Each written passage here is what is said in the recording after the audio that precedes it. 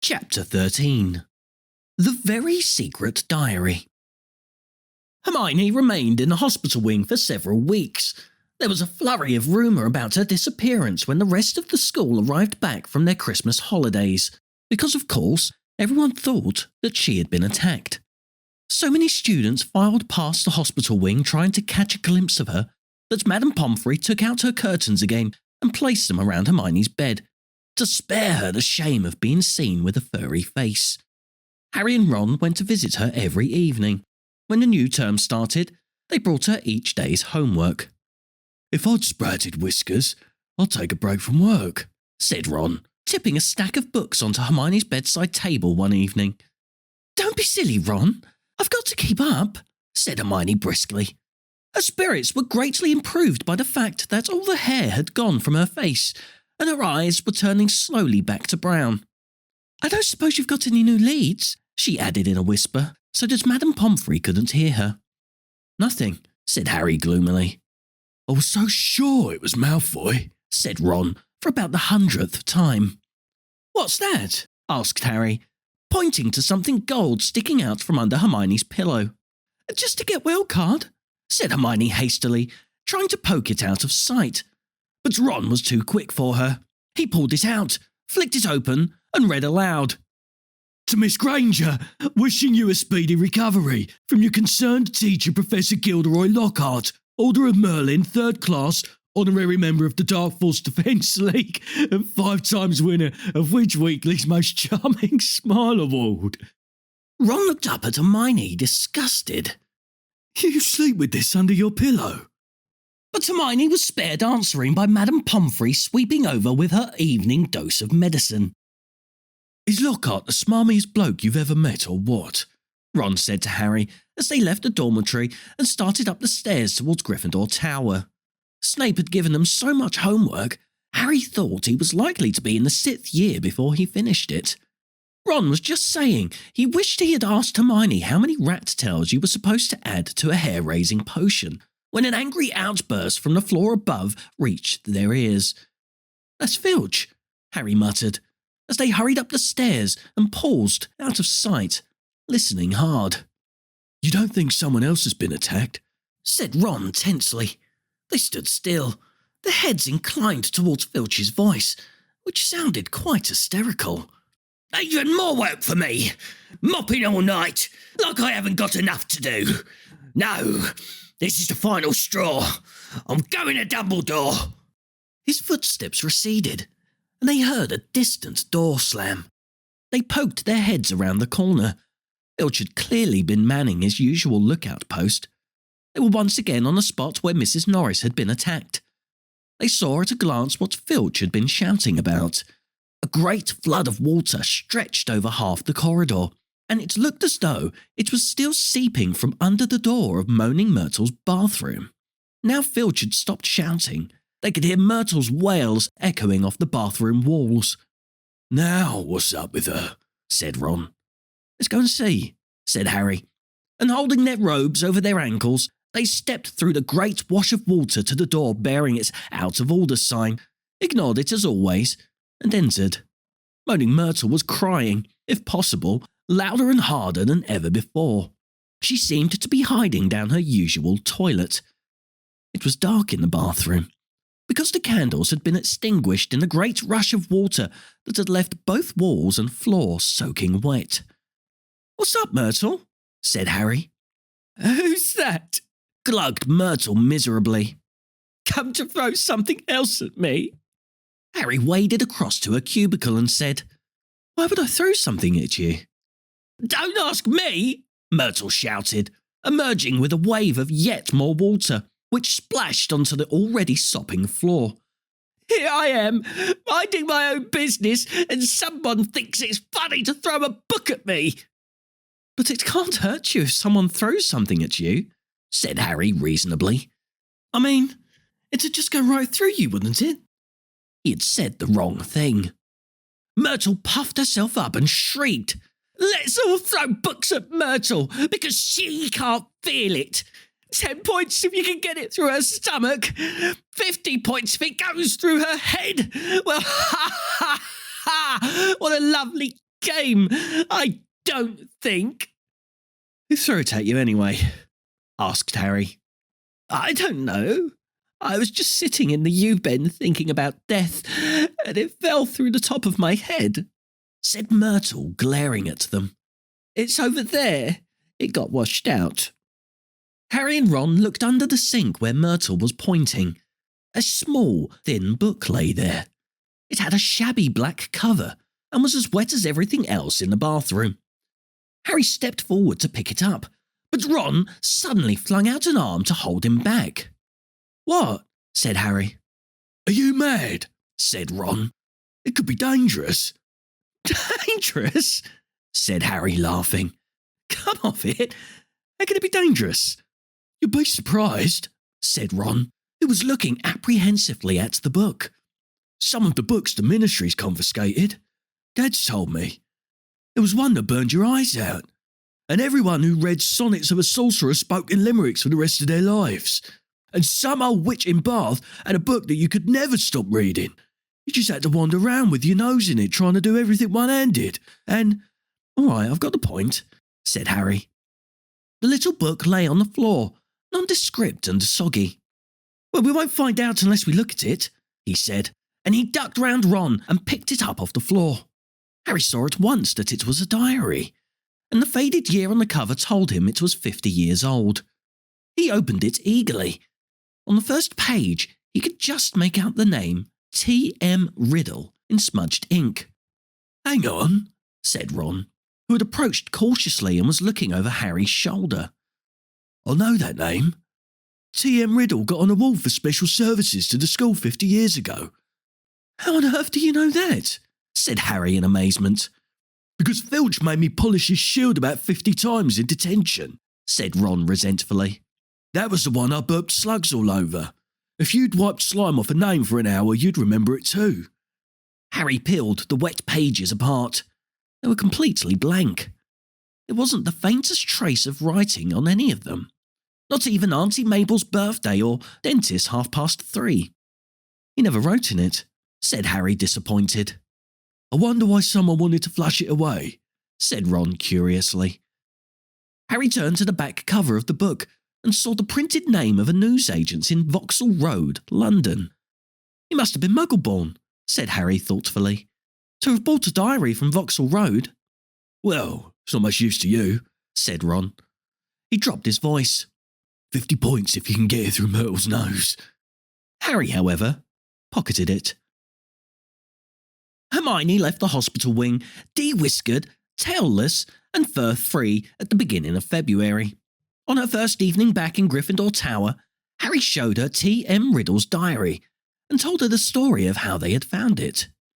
Oh, it might have hidden powers, said Hermione enthusiastically, taking the diary and looking at it closely. If it has, it's hiding them very well, said Ron. Maybe it's shy. I don't know. Why don't you chuck it, Harry? I wish I knew why someone did try to chuck it, said Harry. I wouldn't mind knowing how Riddle got an award for special services to Hogwarts either. Could have been anything, said Ron. Maybe he got 30 OWLs, or saved a teacher from the giant squid. Maybe he murdered Myrtle. That would have done everyone a favour. But Harry could tell from the arrested look on Hermione's face that she was thinking what he was thinking. What? Said Ron, looking from one to the other. Well, the Chamber of Secrets was opened 50 years ago, wasn't it? He said. That's what Malfoy said. Yeah, said Ron slowly. And this diary is 50 years old, said Hermione, tapping it excitedly. So? Oh, Ron, wake up, snapped Hermione. We know the person who opened the chamber last time was expelled 50 years ago. We know T.M. Riddle got an award for special services to the school 50 years ago. Well, what if Riddle got his special award for catching the heir of Slytherin? His diary would probably tell us everything, where the chamber is, and how to open it, and what sort of creature lives in it. The person who's behind the attacks this time wouldn't want that lying around, would they? That's a brilliant theory, Hermione, said Ron, with just one tiny little flaw. There's nothing written in his diary. But Hermione was pulling her wand out of her bag. It might be invisible ink, she whispered. She tapped the diary 3 times and said, "Apparicium!" Nothing happened. Undaunted, Hermione shoved her hand back into her bag and pulled out what appeared to be a bright red eraser. "It's a revealer. I got it in Diagon Alley," she said. She rubbed hard on January the 1st. Nothing happened. "I'm telling you, there's nothing to find in there," said Ron. "Riddle just got a diary for Christmas and couldn't be bothered filling it in." Harry couldn't explain, even to himself, why he didn't just throw Riddle's diary away. The fact was that even though he knew the diary was blank, he kept absent-mindedly picking it up and turning the pages, as though it was a story he wanted to finish. And while Harry was sure he had never heard the name T.M. Riddle before, it still seemed to mean something to him, almost as though Riddle was a friend he'd had when he was very small and half forgotten. But this was absurd. He'd never had friends before Hogwarts. Dudley had made sure of that. Nevertheless, Harry was determined to find out more about Riddle, so next day at break, he headed for the trophy room to examine Riddle's special award, accompanied by an interested Hermione and a thoroughly unconvinced Ron, who told them he'd seen enough of the trophy room to last him a lifetime. Riddle's burnished gold shield was tucked away in a corner cabinet. It didn't carry details of why it had been given to him. "Good thing, too. It would be even bigger and I'd still be polishing it," said Ron. However, they did find Riddle's name on an old medal for magical merit, and on a list of old head boys. "He sounds like Percy," said Ron, wrinkling his nose in disgust. "Prefect? Head boy? Probably top of every class." "You say that like it's a bad thing," said Hermione in a slightly hurt voice. The sun had now begun to shine weakly on Hogwarts again. Inside the castle, the mood had grown more hopeful. There had been no more attacks since those on Justin and Nearly Headless Nick, and Madame Pomfrey was pleased to report that the mandrakes were becoming moody and secretive, meaning that they were fast leaving childhood. "The moment their acne clears up, they'll be ready for repotting again," Harry heard her telling Filch kindly one afternoon. "And after that, it won't be long until we're cutting them up and stewing them. You'll have Mrs. Norris back in no time." Perhaps the heir of Slytherin had lost his or her nerve, thought Harry. It must be getting riskier and riskier to open the Chamber of Secrets with the school so alert and suspicious. Perhaps the monster, whatever it was even now settling itself down to hibernate for another 50 years. Ernie Macmillan of Hufflepuff didn't take this cheerful view. He was still convinced that Harry was the guilty one, that he had given himself away at the dueling club. Peeves wasn't helping matters. He kept popping up in the crowded corridors singing, "Oh Potter, you rotter," now with a dance routine to match. Gilderoy Lockhart seemed to think he himself had made the attacks stop. Harry overheard him telling Professor McGonagall so while the Gryffindors were lining up for Transfiguration. "I don't think there'll be any more trouble, Minerva," he said, tapping his nose knowingly and winking. "I think the chamber has been locked for good this time. The culprit must have known it was only a matter of time before I caught them. Rather sensible to stop now before I came down hard on them. You know, what the school needs now is a morale booster. Wash away the memories of last term. I won't say any more just now, but I think I know just the thing." He tapped his nose again and strode off. Lockhart's idea of a morale booster became clear at breakfast time on February the 14th. Harry hadn't had much sleep because of a late-running Quidditch practice the night before, and he hurried down to the Great Hall slightly late. He thought for a moment that he'd walked through the wrong doors. The walls were all covered with large, lurid pink flowers.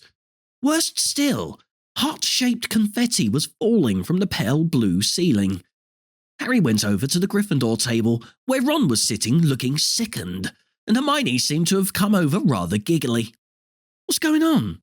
Harry asked them, sitting down and wiping confetti off his bacon. Ron pointed to the teacher's table, apparently too disgusted to speak. Lockhart, wearing lurid pink robes to match the decorations, was waving for silence. The teachers on either side of him were looking stony-faced. From where he sat, Harry could see a muscle going in Professor McGonagall's cheek. Snape looked as though someone had just fed him a large beaker of Skelligro. "Happy Valentine's Day!" Lockhart shouted. "And may I thank the 46 people who have so far sent me cards. Yes, I've taken the liberty of arranging this little surprise for you all, and it doesn't end here." Lockhart clapped his hands, and through the doors to the entrance hall marched a dozen surly-looking dwarfs. Not just any dwarfs, however. Lockhart had them all wearing golden wings and carrying harps. "My friendly card-carrying cupids," beamed Lockhart. "They will be roving around the school today delivering your valentines, and the fun doesn't stop here. I'm sure my colleagues will want to enter into the spirit of the occasion. Why not ask Professor Snape to show you how to whip up a love potion? And while you're at it, Professor Flitwick knows more about entrancing enchantments than any wizard I've ever met. The sly old dog." Professor Flitwick buried his face in his hands. Snape was looking as though the first person to ask him for a love potion would be force-fed poison. "Please, Hermione, tell me you weren't one of the 46, said Ron, as they left the Great Hall for their first lesson. Hermione suddenly became very interested in searching her bag for her timetable and didn't answer. All day long, the dwarfs kept barging into their classes to deliver valentines, to the annoyance of the teachers. And late that afternoon, as the Gryffindors were walking upstairs for charms, one of them caught up with Harry. "Hey, you! Harry Potter!" shouted a particularly grim-looking dwarf, elbowing people out of the way to get to Harry. Hot all over at the thought of being given a valentine in front of a queue of first years, which happened to include Ginny Weasley, Harry tried to escape. The dwarf, however, cut his way through the crowd by kicking people's shins and reached him before he'd gone 2 paces. "I've got a musical message to deliver to Harry Potter in person," he said, twanging his harp in a threatening sort of way. "Not here," Harry hissed, trying to escape. "Stay still," grunted the dwarf, grabbing hold of Harry's bag and pulling him back. "Let me go," Harry snarled, tugging. With a loud ripping noise, his bag split in 2. His books, wand, parchment and quill spilled onto the floor, and his ink bottle smashed over the lot. Harry scrambled around, trying to pick it all up before the dwarf started singing, causing something of a hold-up in the corridor. "What's going on here?" came the cold, drawling voice of Draco Malfoy. Harry started stuffing everything feverishly into his ripped bag, desperate to get away before Malfoy could hear his musical valentine. "What's all this commotion?" said another familiar voice as Percy Weasley arrived. Losing his head, Harry tried to make a run for it, but the dwarf seized him around the knees and brought him crashing to the floor. "Right," he said, sitting on Harry's ankles. "Here is your singing valentine." "His eyes are as green as a fresh pickled toad. His hair is as dark as a blackboard. I wish she was mine. He's really divine. The hero who conquered the Dark Lord." Harry would have given all the gold in Gringotts to evaporate on the spot. Trying valiantly to laugh along with everyone else, he got up, his feet numb from the weight of the dwarf, as Percy Weasley did his best to disperse the crowd, some of whom were crying with mirth. Off you go, the bell rang 5 minutes ago. Off to class now," he said, shooing some of the younger students away. "And you, Malfoy?" Harry, glancing over, saw Malfoy stoop and snatch up something. Leering, he showed it to Crabbe and Goyle, and Harry realised that he'd got Riddle's diary. "Give that back," said Harry quietly. "Wonder what Potter's written in this," said Malfoy, who obviously hadn't noticed the year on the cover and thought he had Harry's own diary. A hush fell over the onlookers. Ginny was staring from the diary to Harry, looking terrified. "Hand it over, Malfoy," said Percy sternly. "When I've had a look," said Malfoy, waving the diary tauntingly at Harry. Percy said, "As a school prefect," but Harry had lost his temper. He pulled out his wand and shouted, "Expelliarmus!" And just as Snape had disarmed Lockhart, so Malfoy found the diary shooting out of his hand into the air. Ron, grinning broadly, caught it. Harry, said Percy loudly, no magic in the corridors. I'll have to report this, you know. But Harry didn't care. He'd got one over on Malfoy, and that was worth 5 points from Gryffindor any day. Malfoy was looking furious, and as Ginny passed him to enter her classroom, he yelled spitefully after her, I don't think Potter liked your Valentine much. Ginny covered her face with her hands and ran into class. Snarling, Ron pulled out his wand too, but Harry pulled him away. Ron didn't need to spend the whole of Charms belching slugs. It wasn't until they had reached Professor Flitwick's class that Harry noticed something rather odd about Riddle's diary. All his other books were drenched in scarlet ink. The diary, however, was as clean as it had been before the ink bottle had smashed all over it. He tried to point this out to Ron, but Ron was having trouble with his wand again. Large purple bubbles were blossoming out of the end, and he wasn't much interested in anything else.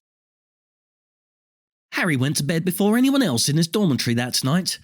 This was partly because he didn't think he could stand Fred and George singing His Eyes Are As Green as a Fresh Pickled Toad one more time, and partly because he wanted to examine Riddle's diary again, and knew that Ron thought he was wasting his time. Harry sat on his four-poster and flicked through the blank pages, not one of which had a trace of scarlet ink on it. Then he pulled a new bottle out of his bedside cabinet, dipped his quill into it, and dropped a blot onto the first page of the diary. The ink shone brightly on the paper for a second, and then, as though it was being sucked into the page, vanished. Excited, Harry loaded up his quill a second time and wrote, My name is Harry Potter. The words shone momentarily on the page, and they too sank without trace. Then at last, something happened. Oozing back out of the page in his very own ink came words Harry had never written. Hello, Harry Potter. My name is Tom Riddle. How did you come by my diary? These words, too, faded away, but not before Harry had started to scribble back. Someone tried to flush it down the toilet. He waited eagerly for Riddle's reply. Lucky that I recorded my memories in some more lasting way than ink, but I always knew that there would be those who would not want this diary read. What do you mean? Harry scrawled, blotting the page in his excitement. I mean that this diary holds memories of terrible things, things which were covered up, things which happened at Hogwarts School of Witchcraft and Wizardry. That's where I am now, Harry wrote quickly. I'm at Hogwarts, and horrible stuff's been happening. Do you know anything about the Chamber of Secrets? His heart was hammering. Riddle's reply came quickly, his writing becoming untidier, as though he was hurrying to tell all he knew. Of course I know about the Chamber of Secrets. In my day, they told us it was a legend, that it did not exist. But this was a lie. In my 5th year, the chamber was opened and the monster attacked several students, finally killing one. I caught the person who opened the chamber and he was expelled. But the headmaster, Professor Dippet, ashamed that such a thing had happened at Hogwarts, forbade me to tell the truth. A story was given out that the girl had died in a freak accident. They gave me a nice, shiny, engraved trophy for my trouble and warned me to keep my mouth shut. But I knew it could happen again.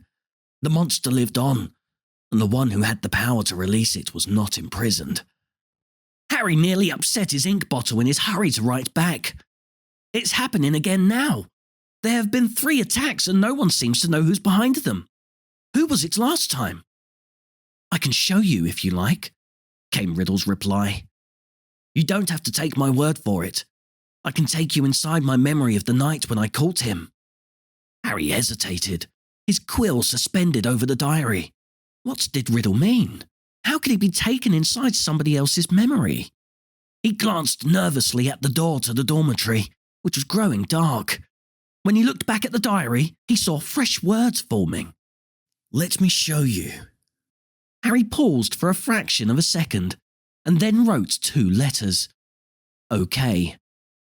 The pages of the diary began to blow as though caught in a high wind, stopping halfway through the month of June. Mouth hanging open, Harry saw that the little square for June the 13th seemed to have turned into a minuscule television screen.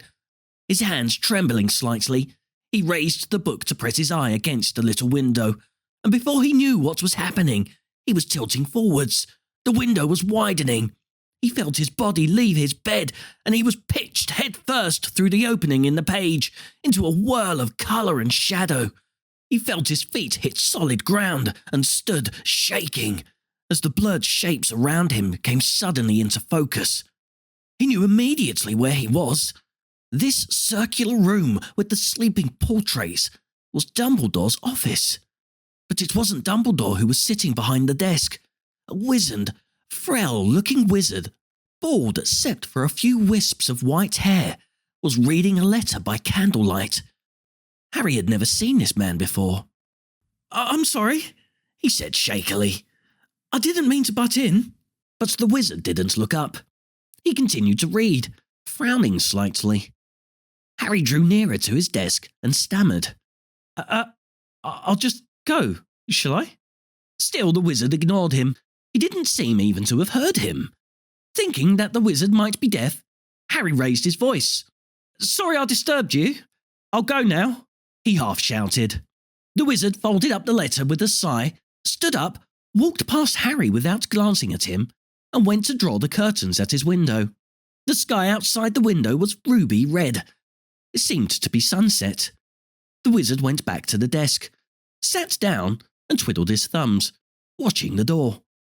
Harry looked around the office. No Fawkes the Phoenix. No whirring silver contraptions. This was Hogwarts as Riddle had known it, meaning that this unknown wizard was headmaster, not Dumbledore. And he, Harry, was little more than a phantom, completely invisible to the people of 50 years ago. There was a knock on the office door. "Enter," said the old wizard in a feeble voice. A boy of about 16 entered, taking off his pointed hat. A silver prefect's badge was glinting on his chest. He was much taller than Harry, but he, too, had jet black hair. "Ah, Riddle," said the headmaster. "You wanted to see me, Professor Dibbit," said Riddle. He looked nervous.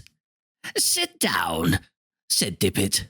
"I've just been reading the letter you sent me." "Oh," said Riddle. He sat down, gripping his hands together very tightly.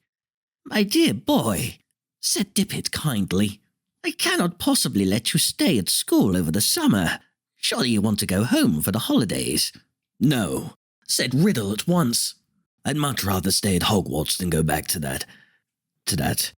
"You live in a Muggle orphanage during the holidays, I believe," said Dippet curiously. "Yes, sir," said Riddle, reddening slightly. "You are Muggle-born?" "Half-blood, sir," said Riddle. "Muggle father, witch mother." "And are both your parents?" "My mother died just after I was born, sir. They told me at the orphanage she lived just long enough to name me. Tom after my father, Mavalo after my grandfather." Dippet clucked his tongue sympathetically. "The thing is, Tom," he sighed, "special arrangements might have been made for you, but in the current circumstances—" "You mean all these attacks, sir?" said Riddle, and Harry's heart leapt, and he moved closer, scared of missing anything. "Precisely," said the headmaster. "My dear boy, you must see how foolish it would be of me to allow you to remain at the castle when term ends, particularly in light of the recent tragedy, the death of that poor little girl. You would be safer by far at your orphanage. As a matter of fact, the Ministry of Magic is even now talking about closing the school. We are no nearer locating the source of all this unpleasantness." Riddle's eyes widened. "Sir, if the person was caught, if it all stopped—" "What do you mean?" said Dippet, with a squeak in his voice, sitting up in his chair. "Riddle, do you mean you know something about these attacks?" "No, sir," said Riddle quickly. But Harry was sure it was the same sort of no that he himself had given Dumbledore. Dippet sank back, looking faintly disappointed. "You may go, Tom." Riddle slid off his chair and stumped out of the room. Harry followed him. Down the moving spiral staircase they went, emerging next to the gargoyle in the darkening corridor. Riddle stopped, and so did Harry, watching him. Harry could tell that Riddle was doing some serious thinking. He was biting his lip, his forehead furrowed. Then, as though he had suddenly reached a decision, he hurried off, Harry gliding noiselessly behind him. They didn't see another person until they reached the entrance hall, when a tall wizard with long, sweeping auburn hair and beard called to Riddle from the marble staircase. "What are you doing wandering around this late, Tom?" Harry gaped at the wizard. He was none other than a 50-year younger Dumbledore. "I had to see the headmaster, sir," said Riddle. "Well, hurry off to bed," said Dumbledore, giving Riddle exactly the kind of penetrating stare Harry knew so well. "Best not to roam the corridors these days. Not since." He sighed heavily, bade Riddle good night, and strode off. Riddle watched him out of sight, and then, moving quickly, headed straight down the stone steps to the dungeons, with Harry in hot pursuit. But to Harry's disappointment, Riddle led him not into a hidden passageway or a secret tunnel, but to the very dungeon in which Harry had potions with Snape. The torches hadn't been lit, and when Riddle pushed the door almost closed, Harry could only just see Riddle, standing stock still by the door, watching the passage outside. It felt to Harry that they were there for at least an hour. All he could see was the figure of Riddle at the door, staring through the crack, waiting like a statue. And just when Harry had stopped feeling expectant and tense, and started wishing he could return to the present, he heard something move beyond the door. Someone was creeping along the passage. He heard whoever it was pass the dungeon where he and Riddle were hidden. Riddle, quiet as a shadow, edged through the door and followed, Harry tiptoeing behind him, forgetting that he couldn't be heard. For perhaps 5 minutes, they followed the footsteps, until Riddle stopped suddenly, his head inclined in the direction of new noises. Harry heard a door creak open, and then someone speaking in a hoarse whisper. "Come on, gotta get you out of here. Come on now, in the box." There was something familiar about that voice. Riddle suddenly jumped around the corner. Harry stepped out behind him. He could see the dark outline of a huge boy who was crouching in front of an open door, a very large box next to it. "Evening, Rubius," said Riddle sharply. The boy slammed the door shut and stood up. "What are you doing down here, Tom?" Riddle stepped closer. "It's all over," he said. "I'm going to have to turn you in, Rubius. They're talking about closing Hogwarts if the attacks don't stop." "What do you—" "I don't think he meant to kill anyone. But monsters don't make good pets. I suppose you just let it out for exercise and—" "It never killed no one," said the large boy, backing against the closed door. From behind him, Harry could hear a funny rustling and clicking. "Come on, Rubius," said Riddle, moving yet closer. "The dead girl's parents will be here tomorrow. The least Hogwarts can do is make sure that the thing that killed their daughter is slaughtered." "It wasn't M," roared the boy, his voice echoing in the dark passage. "He wouldn't. He never." "Stand aside," said Riddle, drawing out his wand. His spell lit the corridor with a sudden flaming light. The door behind the large boy flew open with such force it knocked him into the wall opposite, and out of it came something that made Harry let out a long, piercing scream no one but he seemed to hear. A vast, low-slung, hairy body, and a tangle of black legs, a gleam of many eyes, and a pair of razor-sharp pincers. Riddle raised his wand again, but he was too late. The thing bowled him over as it scuttled away, tearing up the corridor and out of sight. Riddle scrambled to his feet, looking after it. He raised his wand, but the huge boy leapt on him, seized his wand and threw him back down, yelling, "No!" The scene whirled. The darkness became complete. Harry felt himself falling, and with a crash, he landed spread-eagled on his four-poster in the Gryffindor dormitory, Riddle's diary lying open on his stomach. Before he had time to regain his breath, the dormitory door opened, and Ron came in. "There you are," he said. Harry sat up. He was sweating and shaking. "What's up?" said Ron, looking at him with concern. It was Hagrid, Ron. Hagrid opened the Chamber of Secrets 50 years ago.